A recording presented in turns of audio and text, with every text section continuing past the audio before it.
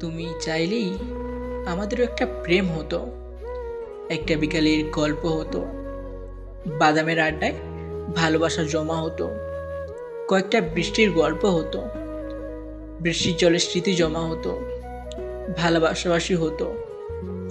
তুমি চাইলেই অন্য প্রেমিকাদের মতো আমাদেরও মাঝরাতে সামান্য ঝগড়া হতো, একটা নির্ঘুম রাতের গল্প হতো, জোনাকির আলোয় দুজনের অভিমান জমাতাম।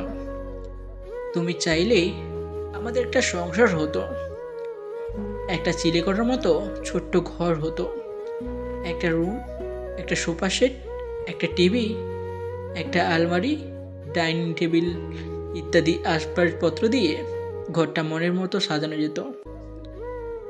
তুমি চাইলেই আমাদের একটা রাজকন্যা হতো, তার নাম রাখা নিয়ে খুনসুটি হতো, তাকে নিয়েই আমাদের একটা জগৎ হতো, তিনজনের ছোট্ট একটা সংসার হইতে পারত।